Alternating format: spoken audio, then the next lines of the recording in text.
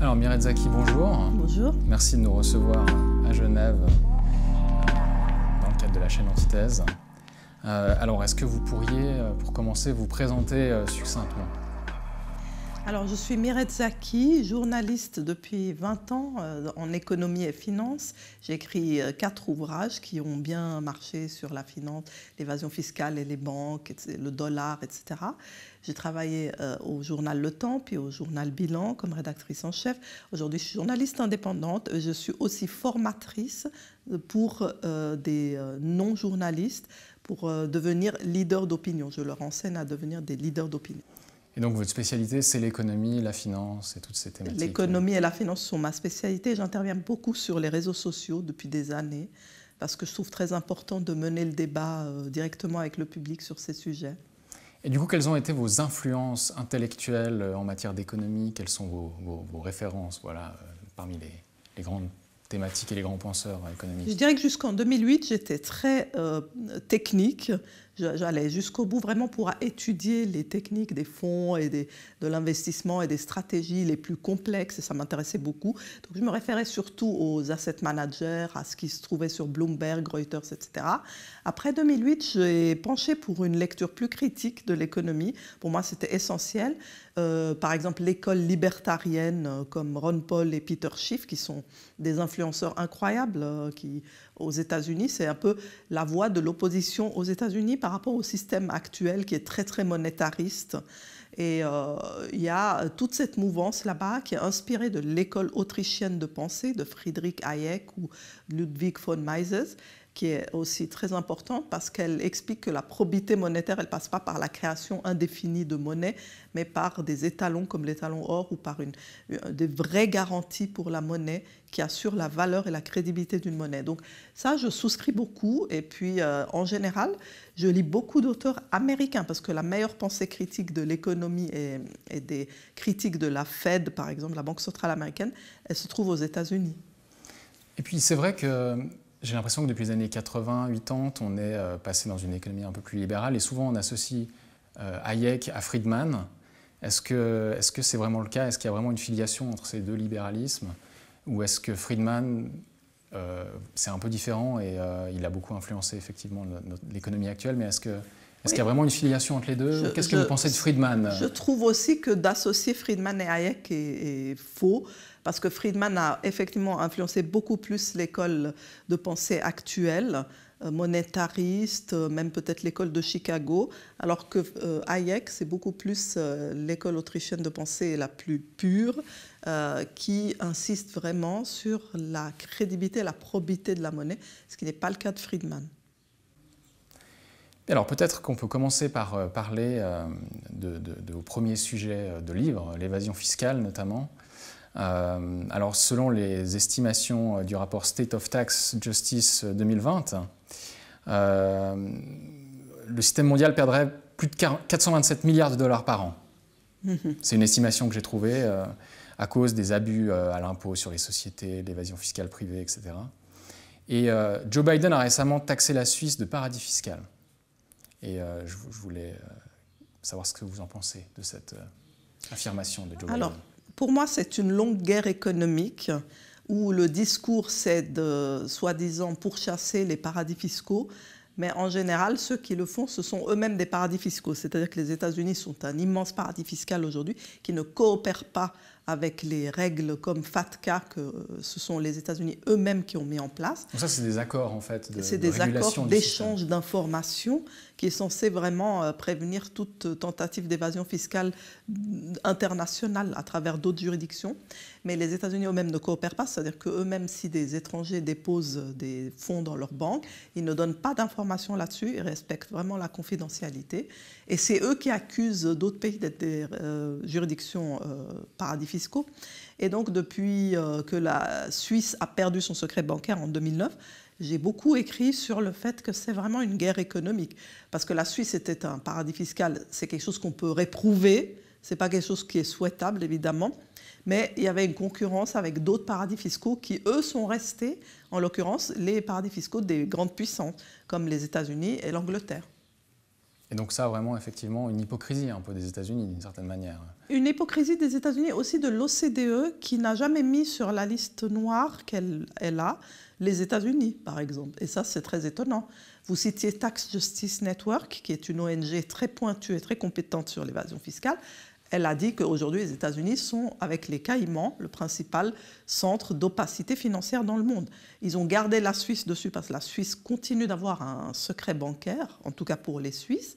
Mais les deux principales juridictions d'opacité financière sont les États-Unis et les Caïmans. D'accord. Et du coup, ce secret bancaire pour les Suisses, peut-être qu'on peut revenir sur ça. Donc, il y a encore un secret bancaire en Suisse. Voilà. Si aujourd'hui, en Suisse, vous déposez vos avoirs dans une banque, elle ne va pas transmettre vos informations au fisc, en aucun cas. Il reste de votre responsabilité à vous de déclarer vos comptes bancaires. Et donc, ce secret bancaire s'applique, mais les banques, elles commencent à être très vigilantes, y compris avec les Suisses, en leur demandant de remplir des formulaires dans lesquels le client s'engage à déclarer ses avoirs. Et finalement, alors, donc c'est seulement pour les Américains, par exemple, ou les étrangers que cet échange de données existe. Mais finalement, du point de vue américain, quel est l'objectif? Donc c'est une guerre commerciale pour quoi? Retirer en fait les fonds chez eux, puis ensuite tout taxer? Alors, tout à fait. C'est pas forcément tout taxer. En fait, les États-Unis ont un business très lucratif d'attirer des fonds du monde entier. Ça alimente les bénéfices de leurs banques. Par exemple, l'Association des banques de Floride défend bec et ongle le fait de maintenir un secret sur les comptes latino-américains, les comptes brésiliens, mexicains, argentins, qui sont en Floride. Le Mexique et l'Argentine et le Brésil peuvent faire tout ce qu'ils veulent, ils peuvent se rouler par terre, ils n'obtiendront pas de transparence là-dessus. Et donc là, les banques de Floride disent, peu importe en fait que ces pays ne puissent pas récolter des impôts de leurs citoyens, nous, c'est notre business, il est lucratif, on veut le garder. Et ça fonctionne parce que le gouvernement américain, pour l'instant, il maintient ces conditions-là. Tout comme il maintient des États comme le Delaware qu'on connaît, mais aussi le Wyoming, le Dakota du Nord et d'autres, où vous pouvez créer des structures, des sociétés écrans tout à fait opaques avec un minimum d'informations et vous pouvez le créer depuis l'étranger, par email, par téléphone, sans question posée. Et ça, aujourd'hui, ça n'est plus possible ailleurs. Donc, c'est un business lucratif que, pour moi, seules des grandes puissances comme les États-Unis peuvent maintenir. Parce que ça leur rapporte effectivement beaucoup. Ces clients, ils voyagent aussi, ils viennent de temps en temps aux États-Unis, ils consomment là-bas. Enfin, c'était ce qui se passait en Suisse quand il y avait une grosse clientèle pour le secret bancaire. C'était que vous aviez des Français, des Allemands, des Italiens qui venaient aussi, qui utilisaient un peu le circuit touristique, les cliniques, les boutiques ici. Vous voyez, c'est tout un écosystème que la Suisse a perdu. On ne va pas pleurer, ça, bien sûr, on ne va pas défendre l'évasion fiscale, mais on va dire qu'il y a une inégalité de traitement qui est évidente parce qu'il y a des très grands pays qui ont maintenu ça. La France a aussi maintenu Monaco, par exemple. Monaco reste une enclave relativement opaque dans laquelle on peut encore dissimuler des avoirs. Et alors, en fait, quand on prend l'image générale de l'évasion fiscale, si on est d'accord finalement que ce n'est pas forcément quelque chose de souhaitable, qu'est-ce qu'il faudrait mettre en place alors? Une régulation mondiale? Alors la régulation mondiale, elle est censée exister, elle se fait avec l'OCDE par exemple, mais comme l'OCDE, ce sont les États, eh bien les États les plus puissants au sein de l'OCDE préservent quand même leurs intérêts. Par exemple, les juridictions anglo-saxonnes, elles ont une structure très très efficace qui s'appelle le trust et toutes sortes de sociétés fiduciaires comme les sociétés LLP, LLC, tous ces types de structures-là, ils reposent sur un type de secret différent du secret bancaire, beaucoup plus sophistiqué, beaucoup plus insubmersible. Et le roi de ces structures, c'est le trust.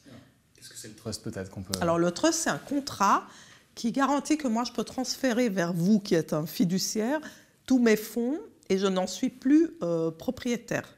À partir du moment où je n'en suis plus propriétaire, je ne suis pas taxable sur ces fonds. Seulement vous-même, le fiduciaire, vous allez gérer ça dans une juridiction zéro impôt. Et donc, le résultat total, c'est que ce patrimoine, il va pouvoir augmenter d'année en année dans une juridiction à faible imposition sans être taxé. Donc, le rendement net va être beaucoup plus haut. Et je vais pouvoir transmettre à mes héritiers d'année en année. C'est une fortune qui va augmenter et qui va échapper aux impôts. Pourquoi? Parce que certains trusts, c'est très difficile pour les gouvernements de les détecter. Si vous êtes la France et que vous avez, comme la fortune des Wildenstein, du marchand d'art qui est décédé, ses fils ont pu maintenir pendant des décennies des structures dans plein de juridictions différentes sans que la France puisse mettre la main sur ses impôts. Parce qu'en plus, ces structures sont souvent légales. Et donc déjà, quand elles sont légales, elles minimisent les impôts, mais très souvent, elles sont inconnues des autorités. Et là, elles ne sont pas légales et elles permettent encore plus d'échapper aux impôts et de maximiser la fortune. Parce que imaginez sur des générations et des générations, quand l'impôt n'est pas payé, l'enrichissement que vous pouvez obtenir. Et donc, ces très grandes fortunes qui sont organisées dans certains types de trusts particulièrement opaques ou légalement pas soumis à l'impôt, défiscalisés, ils arrivent vraiment à ôter au gouvernement chaque année des milliards et des milliards d'impôts. Et est-ce que finalement en Suisse, alors si on prend la perspective de guerre économique, hein, est-ce que la Suisse ne devrait pas aussi mettre en place ces systèmes de trust? Est-ce que ça existe en Suisse? Eh bien bravo, la Suisse vient de créer une loi du trust suisse, seulement elle n'a pas pu aller jusqu'au bout et faire que ce trust soit efficace au niveau fiscal. Elle a pour l'instant un trust qui est taxé, mais qui est déjà une structure intéressante pour les successions, pour l'organisation du patrimoine. Mais il est moins compétitif que des trusts de juridiction anglo-saxonne. Ça, c'est compliqué aussi. La Suisse ne veut pas de nouveau être dans le radar parce qu'elle n'a pas la puissance. Ce n'est pas une puissance nucléaire, la Suisse. Pour être vraiment clair là-dessus, moi, je pense que les puissances nucléaires peuvent se permettre d'avoir des structures vraiment très, très compétitives, intéressantes, opaques, qui permettent d'échapper aux créanciers, aux épouses qui réclament, aux épouses divorcées qui réclament et aux impôts. Et puis, des juridictions comme la Suisse, le Liechtenstein et le Luxembourg peuvent avoir des structures intermédiaires qui sont intéressantes, mais pas vraiment défiscalisées. Et c'est ça ce qu'on a maintenant. C'est calibré au pouvoir, je dirais, militaire, géopolitique et militaire de chaque juridiction. Et c'est bête, mais c'est comme ça. Alors on me dit, mais non, c'est pas parce que c'est c'est pas parce que c'est des puissances nucléaires qu'elles ont des paradis fiscaux. Eh bien si, la coïncidence est parfaite. C'est-à-dire si je suis une puissance nucléaire, si je suis un grand pays, une grande puissance, je peux défendre les privilèges que moi je peux offrir sur mon territoire. C'est l'évidence même. C'est première année de Sciences Po, de géopolitique. C'est pas compliqué. En parlant de grande puissance, peut-être on peut passer à une autre thématique d'actualité depuis quelques années maintenant, enfin depuis 2-3 ans. C'est en fait la politique de liquidité de la Fed, de la Banque centrale américaine. Alors on a vu que depuis septembre 2019, elle a commencé à injecter beaucoup de liquidités dans le marché. Est-ce que finalement, alors déjà vous pouvez expliquer en fait le phénomène de liquide de planche à billets, de création monétaire, et puis expliquer pourquoi en fait elle a eu cette politique et continue de l'avoir maintenant. Alors depuis, disons, la crise des dot-com de 2000, il y a eu un banquier central, Alan Greenspan, qui a instauré l'idée qu'on peut mettre beaucoup de liquidités dans le marché. D'abord, on peut garder les taux d'intérêt très très bas très longtemps, ce qui aide les gens à emprunter pour investir, emprunter pour spéculer. Et donc, cette habitude, elle s'est un petit peu installée pour une banque centrale, au lieu de laisser les marchés chuter, de les assister vraiment en baissant les taux d'intérêt, en les aidant à remonter, mais artificiellement. Donc là, il y a eu la période Greenspan qui était après la crise des dot-com qui a montré que ça, c'était possible. Après, il y a eu la crise de 2008. Et là, on est allé plus loin avec des politiques encore moins conventionnelles. C'est qu'on s'est dit non, on pourrait éviter au marché de cracher en créant de la monnaie en quantité massive et avec différents outils pour que les cracks ne soient plus vraiment possibles. C'est-à-dire, si vous voulez, 2008 a montré qu'on a échoué à calculer le risque. C'est notamment le sujet du livre Black Swan, le cygne noir de Nassim Taleb, qui a dit, écoutez, les risques ont été très mal évalués parce que le cygne noir, ce n'est pas du tout un événement aussi exceptionnel. Les modèles ont failli à le prédire. En fait, il arrive beaucoup plus fréquemment que ce que les modèles prédisaient. Donc, les modèles étaient faux. Qu'est-ce qu'on a tiré comme conclusion? On s'est dit, bon, le risque était beaucoup plus haut.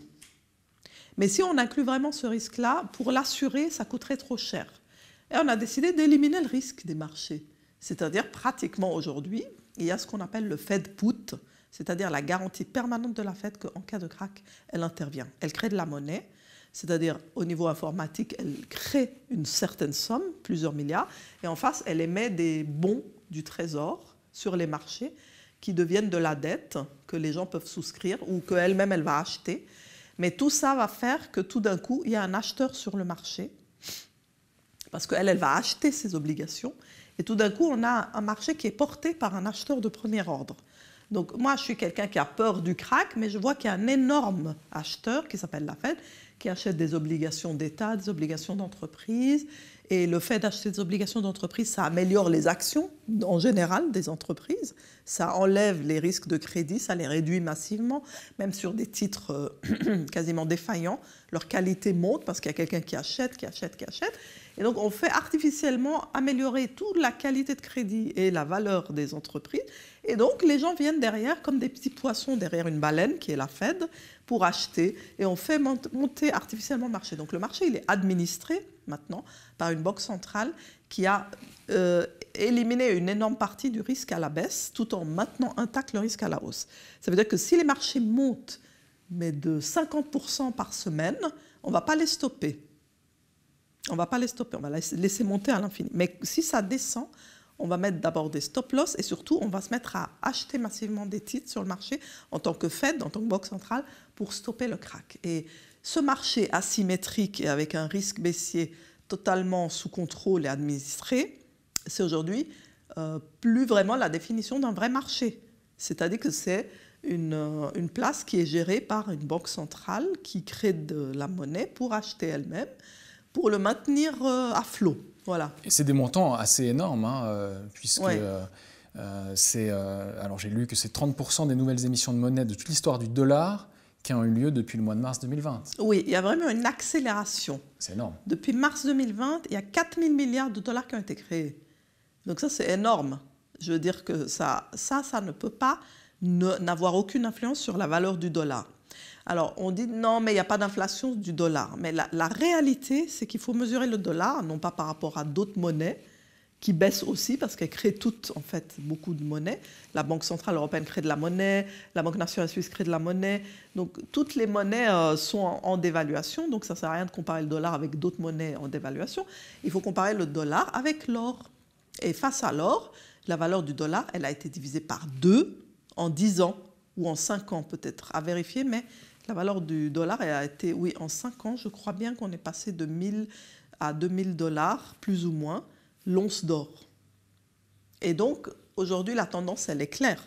Le dollar se dévalue par rapport à la seule entité qui a une valeur de référence absolue, l'or. Le dollar est divisé par 2. Donc, bien sûr qu'il y a une dévaluation du dollar, évidemment.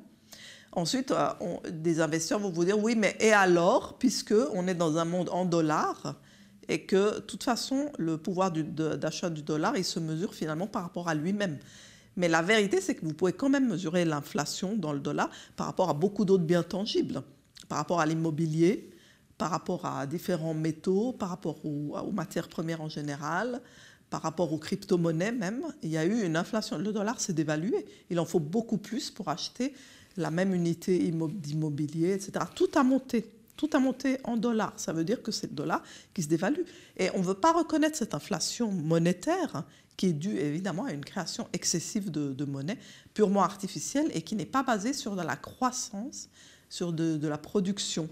De valeur effective dans l'économie réelle. Voilà, ouais. Exactement. Et ça, finalement, est-ce que ce n'est pas la politique du too big to fail étendue au système financier entier, en fait? Est-ce que ce n'est pas un peu un blanc-seing pour les spéculateurs et les financiers qui pourraient se dire, finalement, quoi que je fasse, la Banque centrale sera là pour rattraper mes erreurs? C'est très juste votre expression de dire c'est un too big to fail au niveau du système dans son ensemble. Parce qu'en fait, en maintenant un marché financier qui est en train d'exploser au niveau de la spéculation, avec des gens qui empruntent à zéro pour spéculer, avec l'univers des dérivés qui est maintenant gigantesque, qui fait plus de 600 000 milliards de dollars de valeur nominale, eh bien, on croit qu'on crée de la croissance parce qu'on n'arrive plus à faire de la croissance dans l'économie réelle. On croit qu'on pallie de cette façon, qu'on substitue la croissance de l'économie réelle par de la croissance financière. Mais en fait, il n'y a pas de lien entre les deux. Ça ne se transmet pas. Ça reste confiné dans un marché hyper spéculatif et ça ne bénéficie pas à l'économie réelle. Donc, on a une ultra-financiarisation d'une économie qui, en fait, doit juste admettre qu'elle est un petit peu en déclin, que sa croissance est beaucoup plus anémique qu'avant, mais qui ne veut pas l'accepter. Et donc, on s'endette, on s'endette, on s'endette et on dévalue, on dévalue, on dévalue pour enfler cette bulle financière, mais sans pour autant amener de la prospérité, de la croissance, et surtout en appauvrissant, enfin, en enrichissant 10% de la population, ça c'est Goldman Sachs a dit que c'est 10% de la population américaine, et puis au niveau mondial c'est un peu le même ratio, qui investit dans les bourses, dans la bourse, et les autres ils ne sont pas dans la bourse, ils bénéficient quasiment pas de la bourse. Un argument aussi très courant, c'est de dire, mais si nous on profite de la hausse de la bourse à travers notre deuxième pilier. Alors moi, j'ai écrit pour Bilan un article là-dessus où j'ai constaté que notre deuxième pilier, il ne touche quasiment rien de ce qui est gagné sur les marchés, c'est-à-dire une part vraiment faible.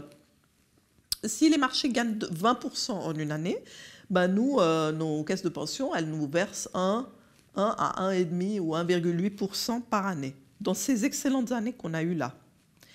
Pourquoi ? Alors moi, j'ai appelé pour savoir les gérants de caisses de pension. Ils me disent, oui, mais il faut d'abord, la part essentielle de ces rendements doit aller pour les réserves de longévité, pour les rentiers actuels qui sont encore vivants, puis qui continuent de vivre, hein, tant mieux, c'est super, mais il faut alimenter ces réserves. Il faut alimenter les réserves pour fluctuation de cours.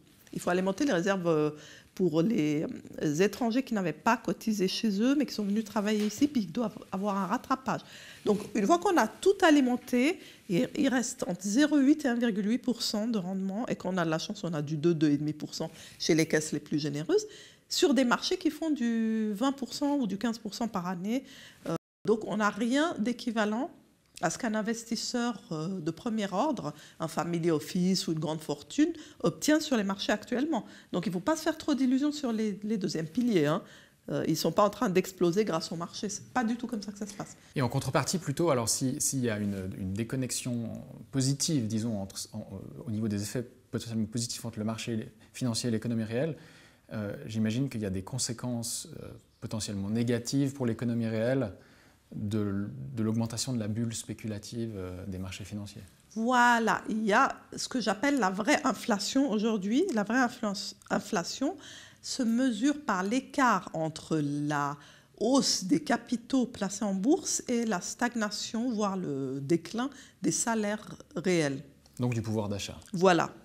C'est-à-dire, le salaire réel, si on fait une analogie, c'est comme une voiture qui va à 20 à l'heure sur une autoroute et qui est doublée par des voitures qui vont à 300 à l'heure, qui sont les capitaux investis en bourse. Il y a un écart tellement vertigineux que l'inflation, c'est cet écart-là. C'est-à-dire, si vous êtes investi en bourse, vous convertissez votre action Tesla, qui vaut maintenant 900 ou 1000 $ la pièce, en cash, et vous pouvez acheter avec ça beaucoup de choses. Alors que moi, mon salaire, qui ne bouge pas, il peut acheter de moins en moins de choses. Mais le pouvoir d'achat des portefeuilles investis en bourse, il est en train de dépasser le mien, qui suis salarié, simple salarié. À chaque année, l'écart augmente. Et pour moi, c'est ça l'inflation, qui est très mal comprise. Il y a des économistes assez orthodoxes, quand on explique ça. Moi, j'ai fait des papiers assez techniques pour expliquer ce type d'inflation mesurée par cet écart.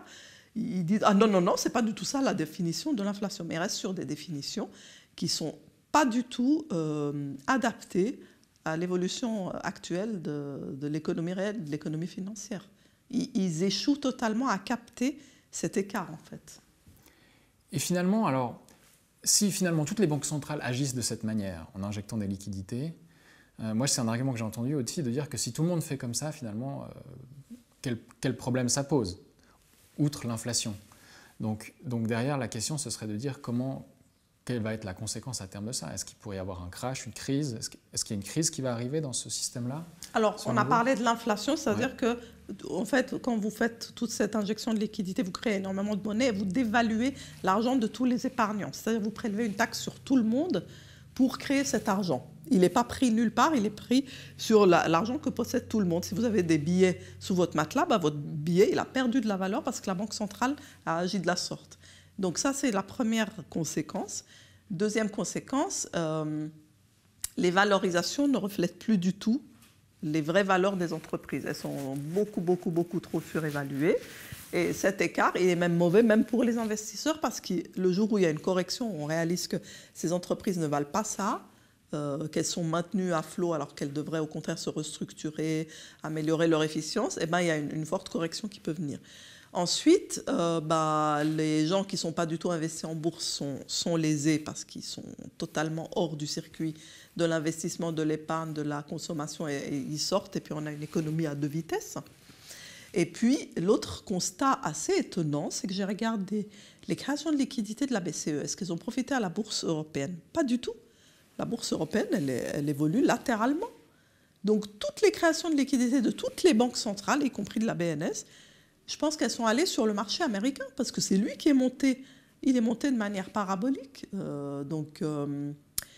Si vous voulez, tous les family office et les grandes fortunes ici, elles investissent dans la tech américaine. C'est vraiment ça, ce créneau-là qui a tout reçu.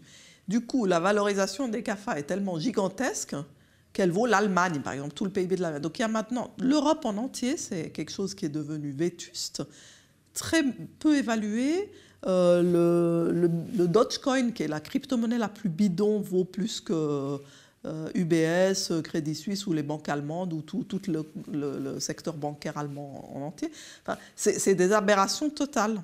Parce qu'on a des valorisations sur des boîtes comme Square ou des petites tech américaines qui sont créées il n'y a même pas 8 ans, même pas 10 ans. Elles valent beaucoup plus que des très vieilles capitalisations, très vieilles entreprises européennes et que plus que toute l'Europe elle-même. Et donc l'écart, il est devenu vertigineux, c'est inimaginable. Surtout l'Allemagne, qui était quand même un grand pays avec une cote importante, avec des banques comme Deutsche Bank et Commerzbank, tout ça, elle est sortie du radar. Plus personne n'a acheté ces actions-là. Toute la planète s'est mise à acheter des actions américaines. Et en Asie, c'était des actions asiatiques de la tech chinoise, par exemple. Mais l'Europe a été totalement oubliée et toutes les liquidités créées par les banques centrales ici ont servi les actions aux États-Unis, principalement. Très clairement, vous pouvez le vérifier, c'est net, c'est très frappant. Et donc si une bulle arrive, c'est dans la tech américaine? Oui, voilà. Ça. Mais ça permet aussi à la tech américaine d'avoir une puissance phénoménale pour investir dans la recherche et le développement, dans l'intelligence artificielle, pour devenir encore plus puissant, pour devenir des conglomérats qui lancent aussi des services plus que le e-commerce, la TV, les médias. Enfin, ça devient des conglomérats hyper puissants qui sont des États dans l'État et qui aujourd'hui lobbyent aussi pour garder leur monopole et empêcher aux États-Unis des nouvelles startups de venir sur le marché.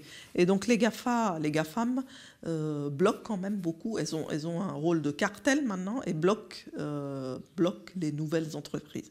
Ça fait que ça devient un marché aussi où trop d'argent s'est concentré dans quelques boîtes et où des monopoles se sont créés. Et ça, c'est très dommageable.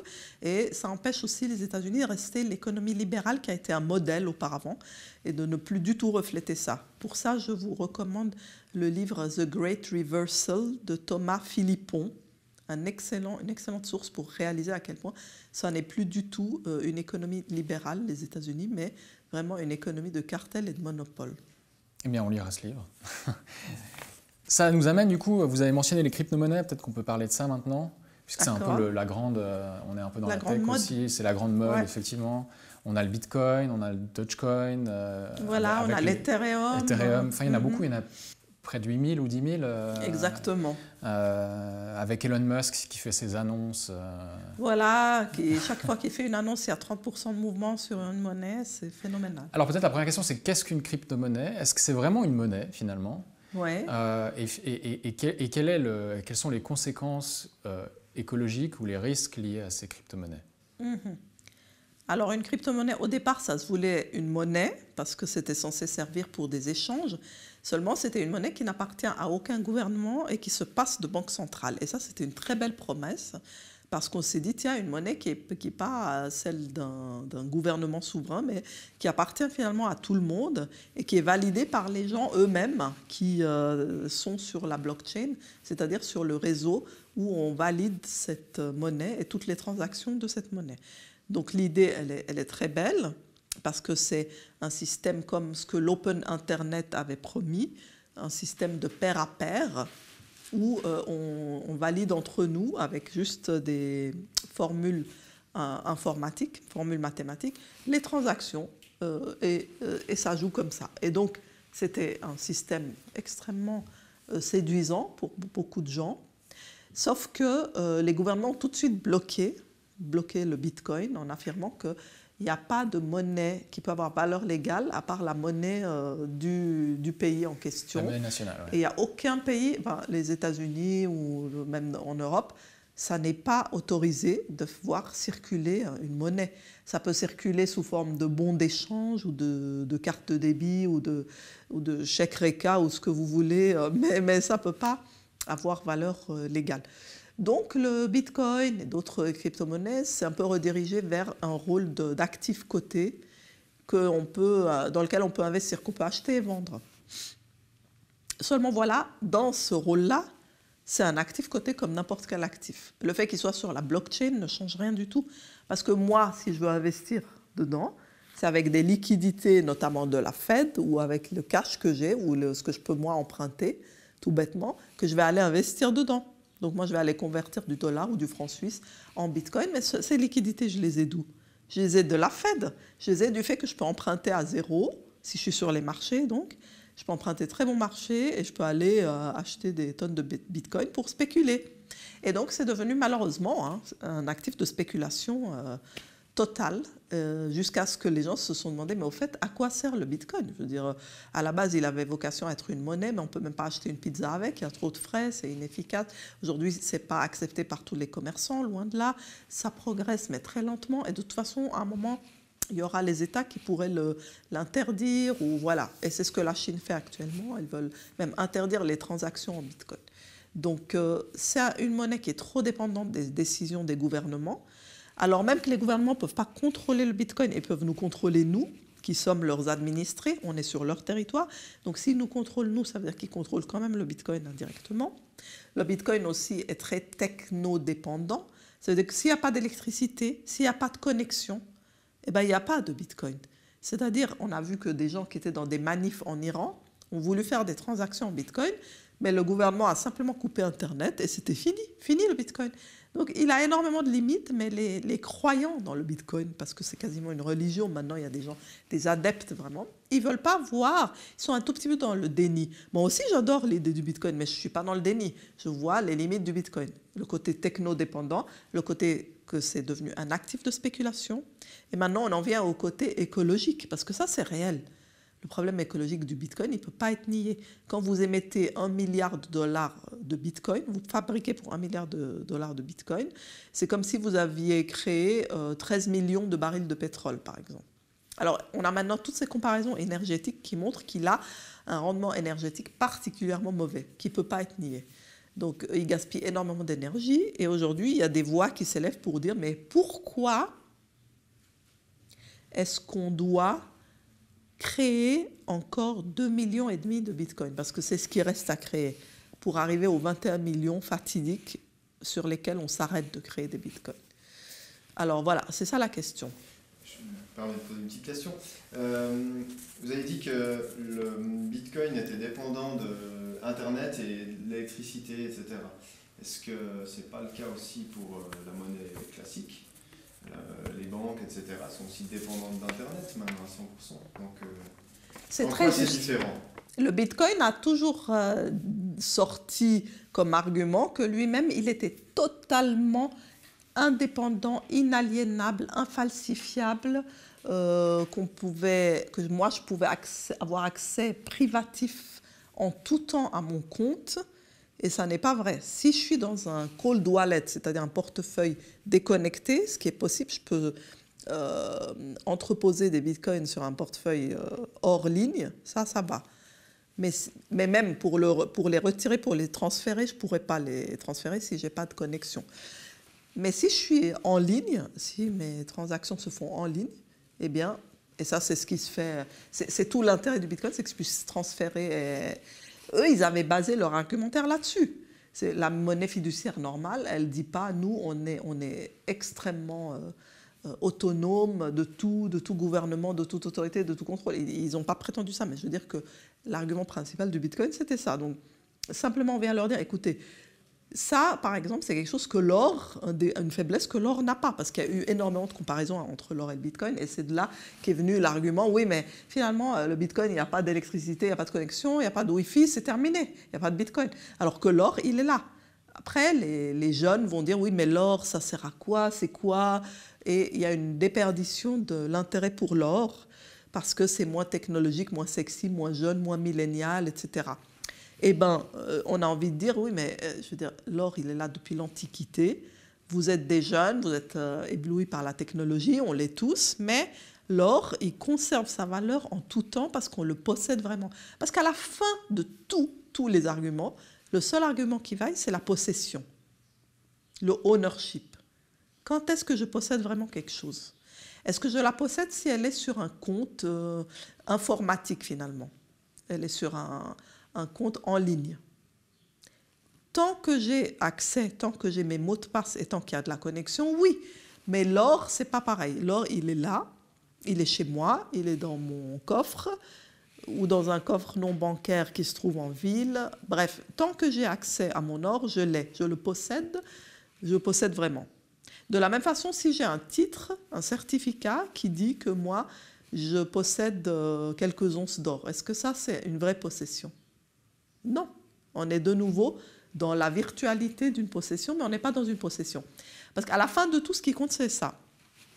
Et les gens qui ont vécu des guerres, comme la Deuxième Guerre mondiale, etc., ils valorisent l'or tout simplement pour ça. Ce n'est pas parce qu'ils sont vieux, ce n'est pas parce qu'ils sont ringards, c'est parce qu'ils ont compris que quand tout s'écroule, quand il y a la queue devant une banque, on ne peut plus accéder à son coffre, à son compte, à son conseiller, quand il n'y a plus de réseau, quand le gouvernement quand il y a des révolutions, puis il y a un gouvernement qui devient autoritaire, qui coupe Internet et tout, à la fin de tout, qu'est-ce qu'il y a?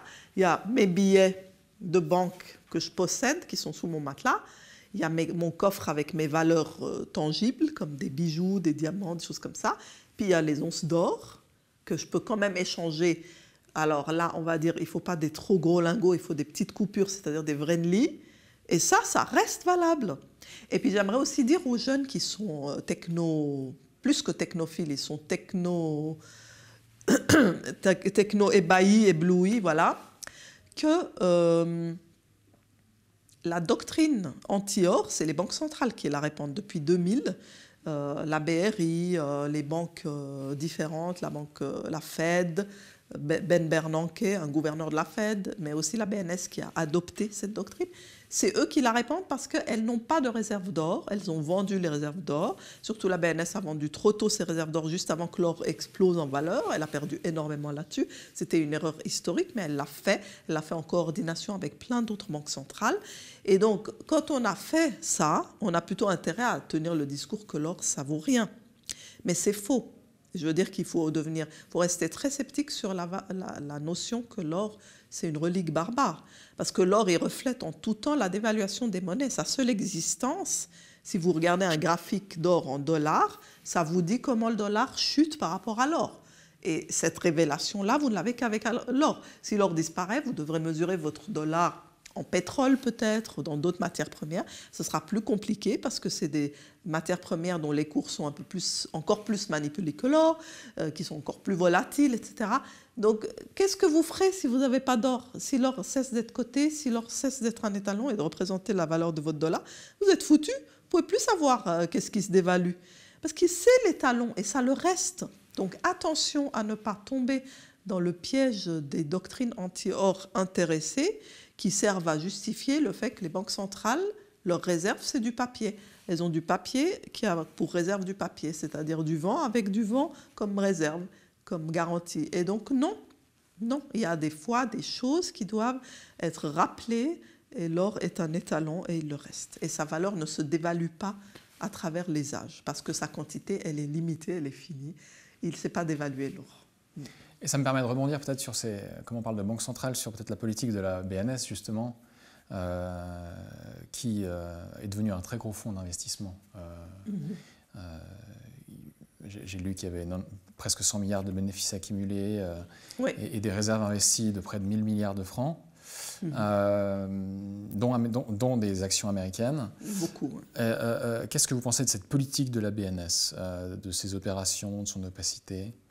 Et est-ce qu'elle devrait être plus active dans le cadre de la crise actuelle pour aider l'économie réelle en fait Alors la BNS a été active parce que suite à un soutien très fort du Parlement suisse et notamment des PLR du Parlement, elle a débloqué pour cette année un petit instant, 4 milliards distribués à la Confédération et au canton, alors que chaque année, elle distribue 2 milliards. Donc elle a fait vraiment un geste qui était un compromis parce que beaucoup de gens avaient demandé 8 milliards.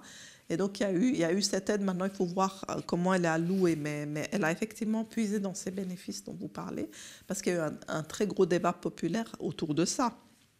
Maintenant, sur la politique d'investissement de la BNS, effectivement, c'est très opaque. On ne sait pas. On ne sait pas qui conseille la BNS. Elle refuse de dire qui sont ses asset managers, ses conseillers en placement, pourquoi elle choisit d'investir énormément dans Apple et dans certains titres, pourquoi il lui est totalement impossible d'investir dans la cote suisse, dans l'économie suisse. Elle dit que ça ferait baisser le franc, mais est-ce que vraiment il n'y a pas une possibilité pour une partie quand même d'avoir plus d'investissements en Suisse ou dans des startups suisses ou autres? Est-ce qu'elle est forcée d'être aussi axée sur l'économie américaine? Est-ce qu'elle est conseillée par BlackRock, qui est co-dirigé par un des anciens gouverneurs de la BNS, justement, Philippe Hildebrand? Est-ce qu'il y a des conflits d'intérêts? À un moment donné, la BNS, elle était investie dans l'entier du pétrole de schiste américain, dans toute la côte, dans des des micro-capitalisations de pétrole et gaz de schiste. Et il y a eu des grosses pertes, c'était hautement spéculatif. Et on a essayé de savoir, moi j'étais chez Bilan, on a téléphoné, on a dit comment ça se fait que vous étiez dans l'entier de l'univers des micro-caps du pétrole et gaz de schiste, qui vous a conseillé ça? Ils ont dit non, nous on investit dans des indices. Et on a cherché, on leur a dit mais il n'y a aucun indice où il y a tout le secteur du pétrole de schiste américain. En plus c'est très polluant. Ils ont refusé de répondre. On n'a jamais eu la transparence là-dessus. C'était un donneur d'alerte qui suit de très près les investissements de la BNS. Mais lui, il était au courant par qui? Il était au courant par le régulateur boursier américain qui publie les investissements de la BNS, mais pas de la BNS elle-même, qui ne publie absolument pas ses investissements et qui refuse de s'en expliquer jusqu'à aujourd'hui. Donc il n'y a pas eu une vraie mobilisation populaire pour adresser ce problème, mais ce serait très bien qu'à un moment donné, on se dise, bon, ça suffit maintenant. C'est vrai qu'il y a 1000 milliards, un portefeuille de 1000 milliards, il y a beaucoup d'actions dedans, il y a des prises de risques, il y a des réserves très importantes et on n'a pas notre mot à dire sur les actions de la BNS, sur les agissements de la BNS. Et c'est vrai que c'est peu démocratique pour ce coup. Ouais. Alors un autre domaine qui est peu démocratique, c'est une thématique que vous connaissez bien, c'est tout ce qui est système bancaire parallèle, avec des activités de crédit fournies par des intermédiaires financiers non bancaires. Et ça, c'est devenu quand même la norme dans le monde financier. Est-ce que vous pouvez un peu parler de cette thématique-là? Pourquoi ça s'est développé et quelles sont finalement les conséquences pour tout le monde, pour l'économie réelle, de ce système de financement non bancaire? D'accord. Alors après la crise de 2008, les banques ont été extrêmement corsetées par une régulation qui les empêchait de faire du trading pour leur propre compte et d'être elles-mêmes des gros fonds spéculatifs en fait. Elles ont été vraiment sanctionnées par cette régulation.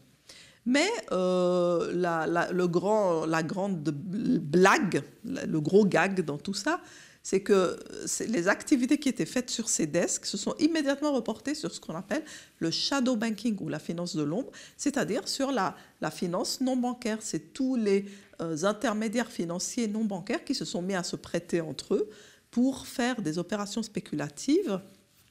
Et ça a pris une énorme place aux États-Unis surtout, où les prêts maintenant, y compris les prêts aux entreprises et aux investisseurs et aux spéculateurs, se font entre acteurs financiers non bancaires.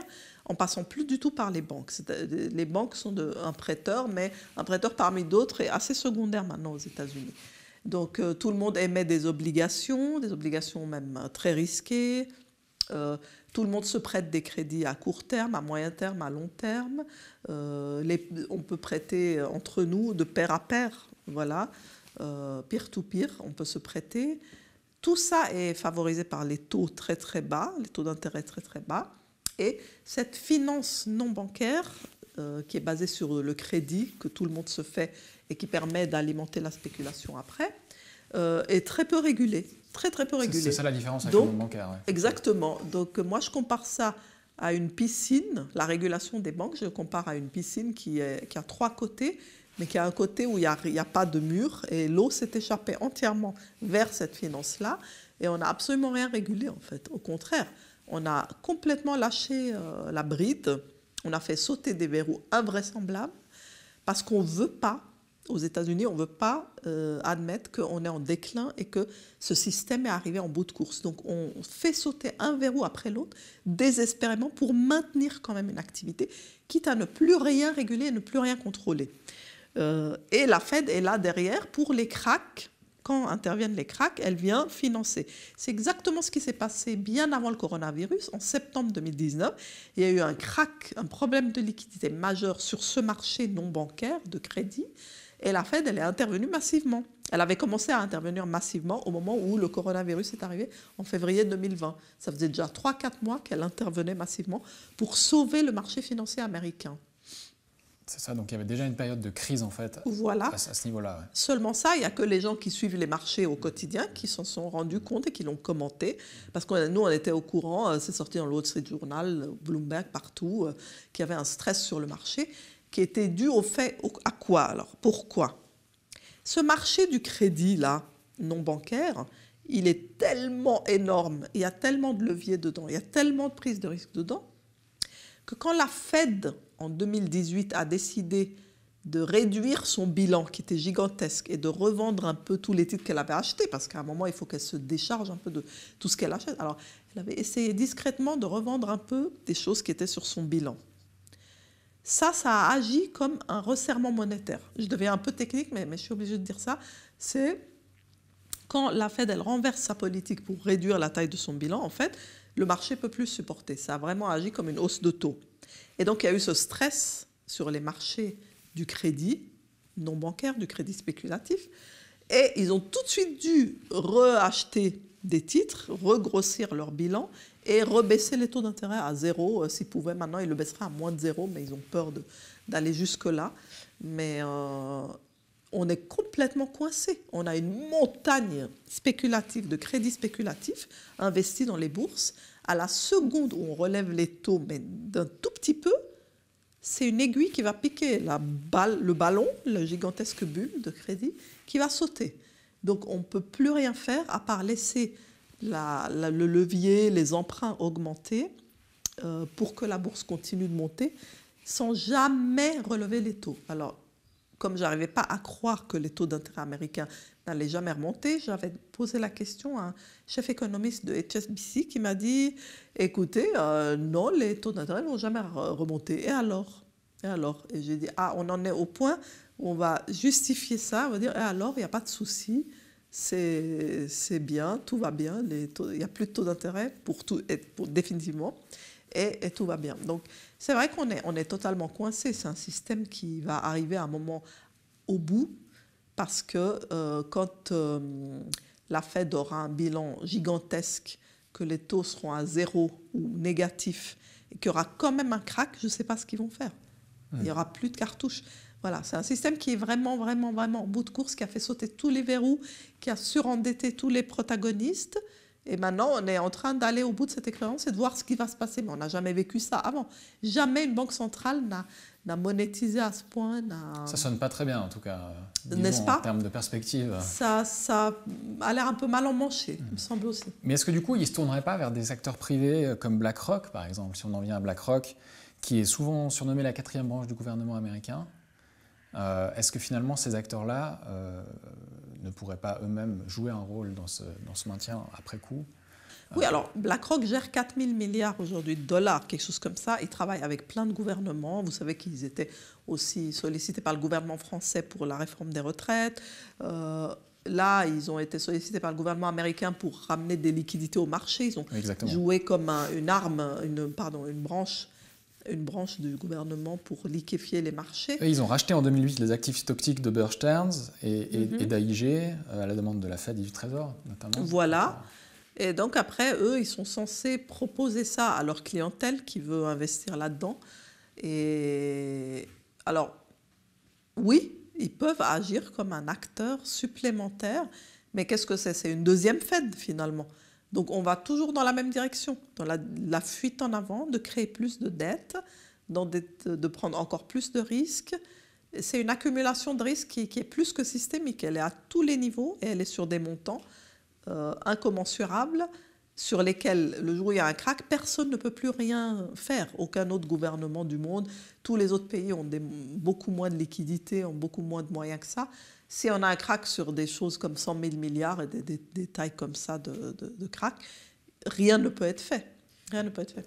Quelle différence il y a en fait au niveau du risque entre une banque classique et BlackRock? Je pense que BlackRock n'a pas de fonds propres. Ils ont les fonds des clients, mais ils n'ont pas de fonds propres qui puissent amortir un crack. Je veux dire que BlackRock, ils comptent entièrement sur le fait que les marchés remontent parce qu'ils ne vont pas pouvoir eux-mêmes renflouer des porte-monnaies. Ils n'ont pas la même sécurité qu'une banque qui est réglementée, qui a des obligations prudentielles d'avoir de l'argent de côté, un coussin de sécurité en cas de chute. Ils jouent un peu la roulette russe. Oui, alors eux aussi, ils sont quand même réglementés, mais beaucoup moins qu'une banque. C'est-à-dire qu'ils doivent quand même pouvoir assurer au cas où il y a des pertes, ils doivent rembourser les clients, ils doivent trouver le moyen. Donc ils ont sûrement des provisions. Mais ça n'a rien à voir avec les fonds propres réglementaires que BAL 3 impose aux banques. Donc ils font partie de ce shadow banking, justement. Ils font partie du shadow banking, exactement. Ouais. Peut-être maintenant on peut arriver à des solutions plus positives ou des réflexions sur qu'est-ce qu'on pourrait envisager pour imaginer un nouveau fonctionnement économique. Alors voilà, quelles seraient vos pistes en fait? On va peut-être vous commencer comme ça. Quelles seraient vos pistes pour un peu améliorer ce système? Alors, pour être très honnête, pour moi, la répartition des richesses, elle pose un énorme problème aujourd'hui. Il n'y a pas besoin d'être Bernie Sanders ou quelqu'un d'ultra-gauche pour le voir. Tout le monde le voit, seulement certains veulent garder une posture quand même libérale, malgré les excès qu'on a atteints. Et là, c'est là où ils n'ont pas réussi à ajuster leur curseur à la réalité d'aujourd'hui. C'est une réalité que même Ronald Reagan ou Margaret Thatcher seraient choqués en la voyant, parce que Margaret Thatcher, elle avait même voté une loi pour répartir au maximum les investissements boursiers de la population, parce qu'elle voyait un moyen pour tout le monde d'accéder à des formes d'épargne et de richesse. Aujourd'hui, on voit qu'il y a 10% de la population maximum qui est vraiment investie en bourse et qui profite vraiment de cette hausse. Et donc, il y a un écart de richesse phénoménal, parce qu'aussi, les grandes entreprises ont failli dans la revalorisation régulière des salaires à cause de mesures de l'inflation que moi j'estime, elles ne reflètent pas la réalité. C'est l'objet de mon prochain livre. C'est tous ces paramètres économiques, inflation, PIB, chômage, qui pour moi ne sont pas des reflets fidèles de la réalité, que ce n'est pas du bon reporting, c'est plutôt du marketing aujourd'hui, parce que chaque pays doit faire le marketing de ses paramètres, de ses stats économiques, et ça se fait aux dépens d'une vraie perception de la réalité de ces économies, et surtout d'une revalorisation des salaires, parce que si vous dites qu'il n'y a pas d'inflation, vous n'avez aucune raison d'ajuster les salaires, et donc il y a eu vraiment une stagnation des salaires, une explosion des investissements boursiers, ça a créé des inégalités, donc première chose, trouver une solution à ça en changeant la manière de répartir les richesses dans la société. Il faut revaloriser les salaires. Beaucoup y ont pensé, hein, en Espagne, aux États-Unis maintenant, le salaire à $15 l'heure, je ne sais pas du tout si ça va devenir réalité, parce qu'une fois que vous baissez tellement les salaires, les impôts, etc., c'est très difficile de les remonter. Donc, il faudrait revaloriser les salaires. Il faut que l'impôt soit beaucoup plus équitablement réparti, c'est-à-dire la classe moyenne, elle porte une part démesurée, À Genève, par exemple, 30% des gens les moins fortunés, les plus démunis, ne payent pas d'impôts. Et les plus riches ont des moyens, disons, de s'organiser autrement pour défiscaliser ou minimiser leur imposition. Et la classe moyenne porte trop d'impôts. Donc, il faut trouver le moyen de taxer autrement la population pour que la répartition devienne beaucoup plus conforme à la réalité. J'ai beaucoup suivi les débats sur la microtaxe proposée par des gens comme Félix Bolliger et Marc Chenet en Suisse. D'ailleurs, il y a une initiative sur il y a une initiative qui est en pleine récolte. Voilà, elle est en pleine récolte de signatures, mais il lui manque encore 40 000 signatures pour pouvoir être votée. Donc là, il s'agit de taxer les transactions électroniques. De taxer les transactions électroniques et de supprimer la TVA et l'impôt fédéral direct et le droit de timbre. Donc si on taxe les transactions électroniques, qu'est-ce qui va se passer ? Ceux qui sont dans l'économie réelle vont être taxés, mais ça va compenser des impôts qu'ils avaient déjà. Ceux qui sont dans les transactions financières ultra rapides et extrêmement volumineuses vont payer leur part, disons, parce qu'on va prendre acte de l'ultra-financiarisation de cette partie-là de l'économie.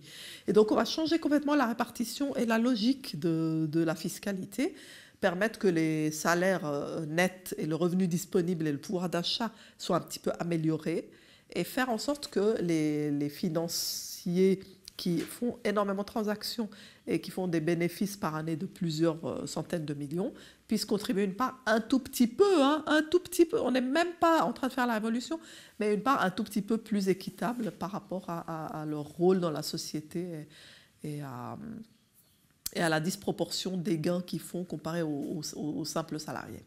Donc, meilleure répartition fiscale, ça c'est sûr. Ensuite, les politiques des banques centrales, aujourd'hui, moi j'estime qu'elles sont ni durables, ni acceptables, mais on manque d'une vision critique, suffisamment critique, qui prenne vraiment la perspective longue et qui réfléchisse à comment on faisait avant, qu'est-ce qu'on s'interdisait de faire et qu'est-ce qu'on se permet de faire aujourd'hui qui est totalement abusif. Parce qu'on est en train d'essayer de révoquer les lois de l'économie. On est en train de faire en sorte que la bourse, ça soit un moyen uniquement de s'enrichir, mais jamais de perdre. On est en train de révoquer les lois du libéralisme. Le libéralisme, c'est je prends 50% de risque à la hausse et 50% de risque à la baisse. Pas juste la hausse et après, la baisse, elle est socialisée, elle est répartie, elle dévalue la monnaie des gens, elle taxe tout le monde pour être empêchée. Donc ça aussi, les politiques de banque centrale, elles doivent être réformées, elles doivent être regardées vraiment en face. C'est-à-dire les encadrer, c'est-à-dire être jugées par rapport à leurs véritables résultats. Elles doivent être encadrées pour empêcher tous les outils non conventionnels qui étaient là pour des situations d'urgence de devenir permanents. Même le président de l'UBS l'a dit, et le président de la BRI, ils étaient sur un talk que UBS avait organisé, et le président de l'UBS a dit « ça, c'est des mesures d'urgence qui ne peuvent pas devenir pérennes, permanents ». À un moment donné, il faut que les gouvernements reprennent la main sur l'économie. Ça ne peut pas être juste les banques centrales qui, en créant de la monnaie à l'infini, gèrent l'économie. Ça ne va pas. Donc oui, il faut les encadrer. Il faut faire que les mesures non conventionnelles retournent dans les tiroirs et faire en sorte que le marché redevienne un endroit où je peux gagner et perdre. Parce que ça, c'est très important. On ne peut pas comme ça déformer et administrer les marchés à l'infini et priver l'économie finalement de son libre arbitre, du libre marché, sur lequel on a tout fait reposer. Donc il faut que tout le monde ait une chance égale de gagner et de perdre sur les marchés. Il faut aussi que tout le monde puisse créer des entreprises sans avoir trop d'obstacles. Favoriser la création d'entreprises, c'est favoriser pour chacun la possibilité de s'enrichir. Autre chose, il faut que l'accès à la propriété soit, comme il a pu l'être dans les 30 ans d'avant, possible pour la classe moyenne. Ça voudrait dire qu'il faudrait peut-être pas étatiser le marché foncier, mais peut-être le réguler ou en tout cas le rendre juste faire que les conditions financières d'achat et d'accès à l'hypothèque soient correctes. Parce que qu'est-ce qui se passe aujourd'hui ? Aujourd'hui, les hypothèques sont à 1% officiellement, un taux à 10 ans à 1%. Mais quand vous allez acheter, est-ce que vous êtes allé acheter vraiment un bien ? Vous verrez qu'on vous demande de financer du 5%. C'est-à-dire qu'on vous demande d'avoir un niveau, des fiches de salaire et un niveau qui permettrait de financer une hypothèque avec un taux de 5% à 10 ans.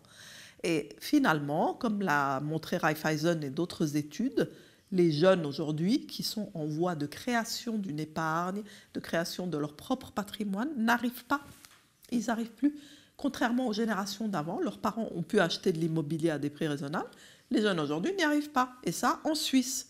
pour aucune raison valable. Il n'y a pas de raison valable à ça, à part que les gros institutionnels ont fait trop monter les prix de l'immobilier et que les banques sont beaucoup trop restrictives.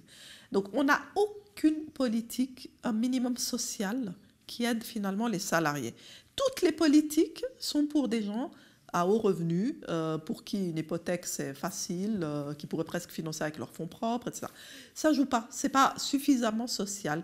Et de nouveau, ce discours, on ne l'entend pas assez, même la droite doit le tenir, ce n'est pas du tout un discours qui doit être partisan de gauche, de droite. En fait, on s'en fiche, c'est la classe moyenne là qui compte. Et alors, sur le sujet du pouvoir d'achat et de la répartition, qu'est-ce que vous pensez de l'idée du salaire minimum ?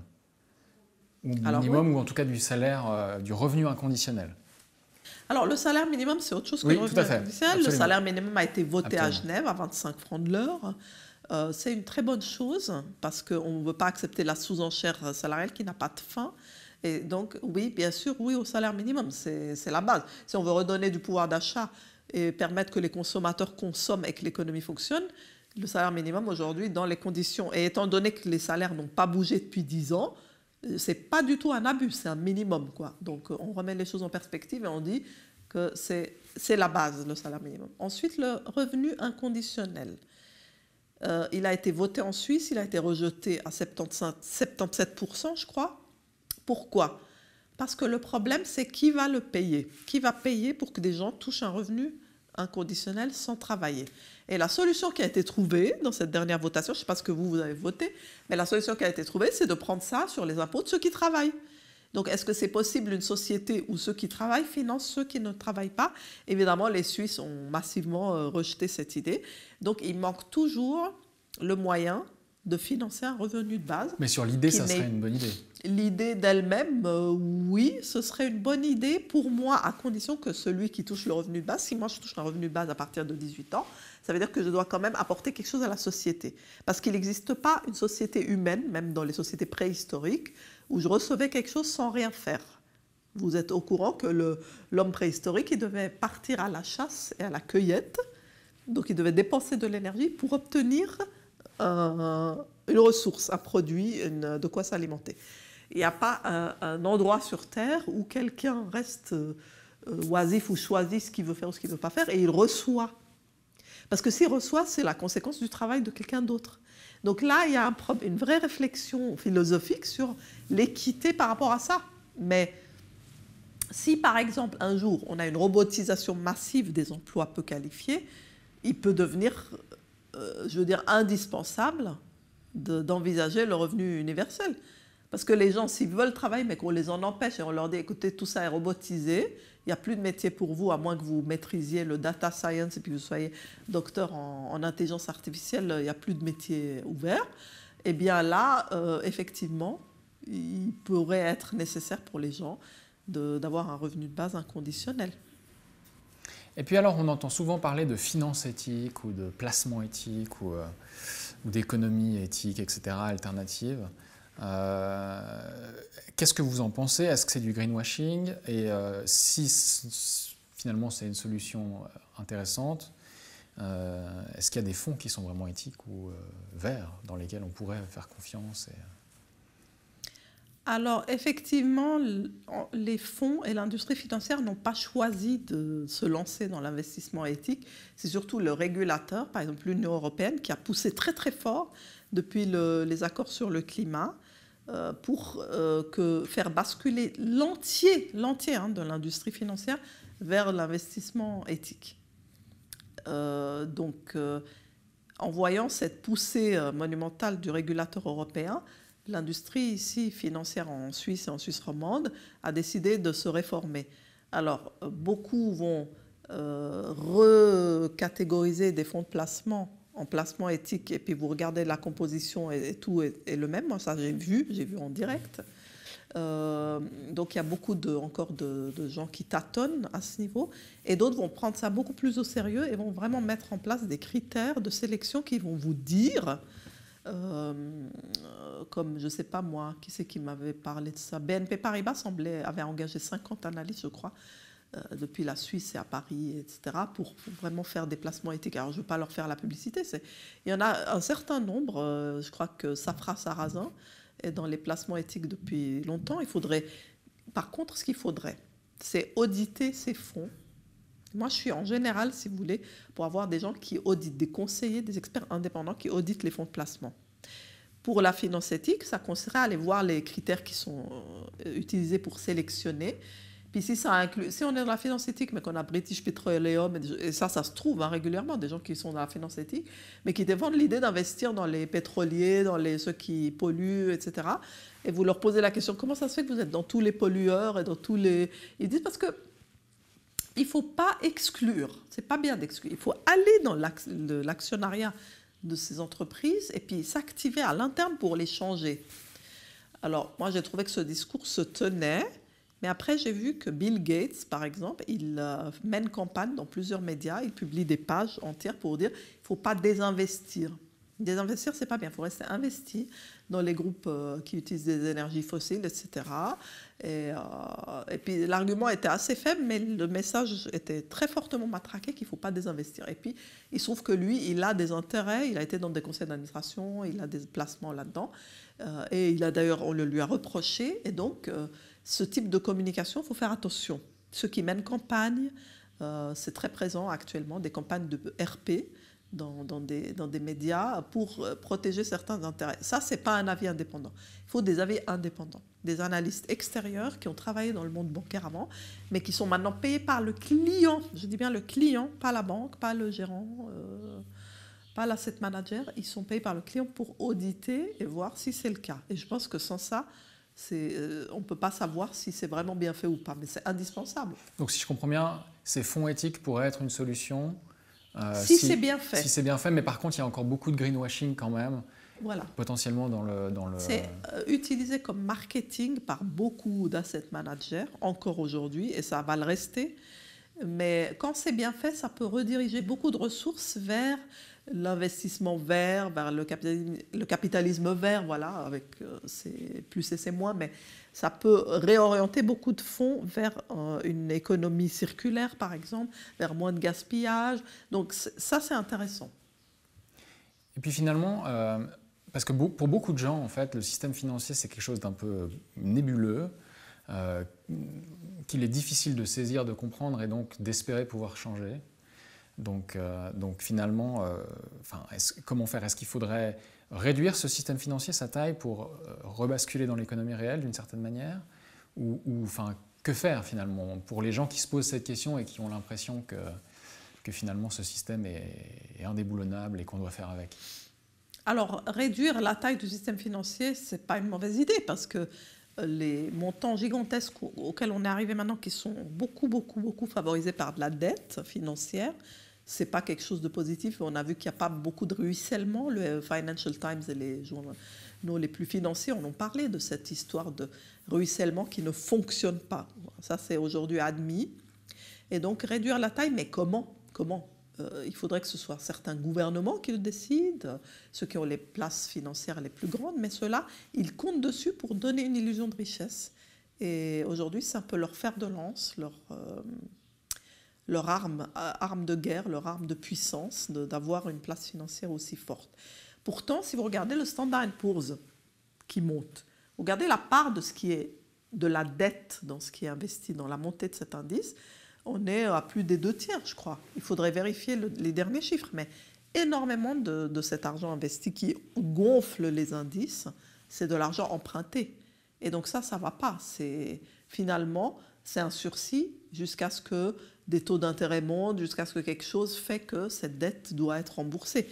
Sauf à arriver dans un monde où la dette ne compte plus et ne doit jamais être remboursée, on est foutu avec ce système où la dette, elle gangrène tout, elle est à tous les niveaux. Donc c'est un système qui est malsain, qui a besoin d'être assaini, qui a besoin d'être réduit. Beaucoup de dettes doivent être remboursées, des taux d'intérêt doivent être remontés, ça permet à l'épargne d'être de nouveau rémunérée. Mais malheureusement, c'est trop impopulaire parce qu'il faudrait supporter un crack, beaucoup de remboursements et peut-être 10 années ou 15 années hiver financier. Aucun pays ne va accepter ça.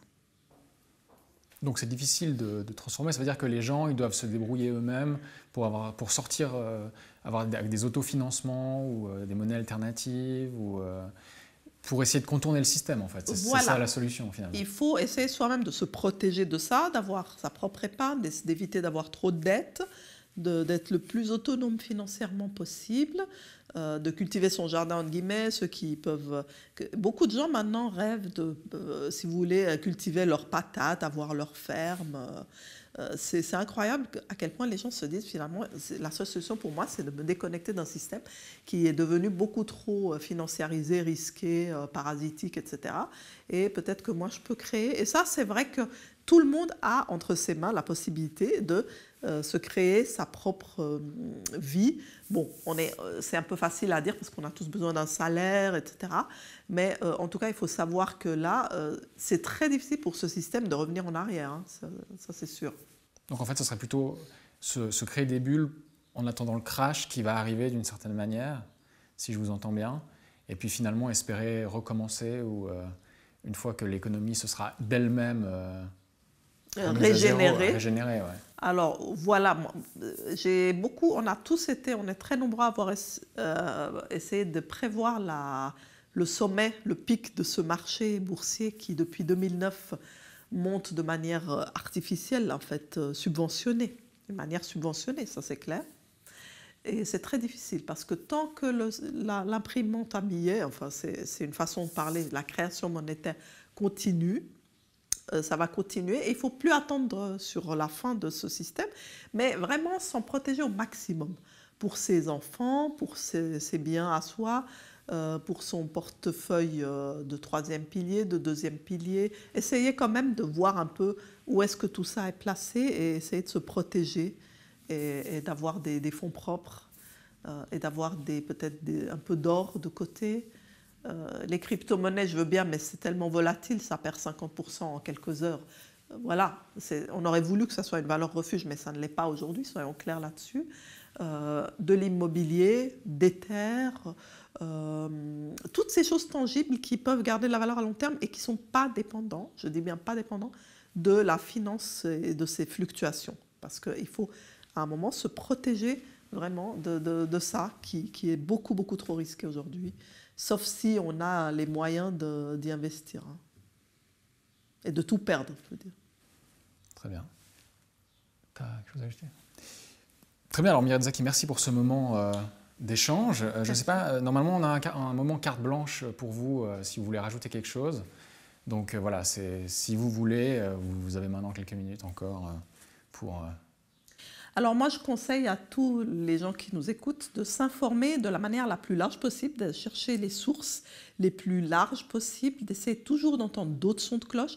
Très important, savoir qu'il y a beaucoup de communication maintenant dans les informations et essayer vraiment d'avoir une palette la plus large possible. Quand vous entendez d'une source d'un journal américain qu'on parle de la Chine, vous allez voir le China Daily, c'est un exemple. Vous lisez vraiment vous essayez de lire les médias, le courrier international, les médias, les points de vue différents des médias internationaux pour recouper. Parce qu'aujourd'hui, se contenter d'une seule source d'information ou de deux, ou de la même chapelle, de celles qui parlent dans la même chapelle, ça devient vraiment très risqué pour avoir vraiment une vision du monde plus objective. Alors, visez l'objectivité, alimentez-vous un maximum de sources, vérifiez les informations, essayez de les recouper, recherchez des analyses critiques surtout et indépendantes. Voilà. Très bien. Merci. Merci beaucoup. Merci pour cet ça échange. fait plaisir.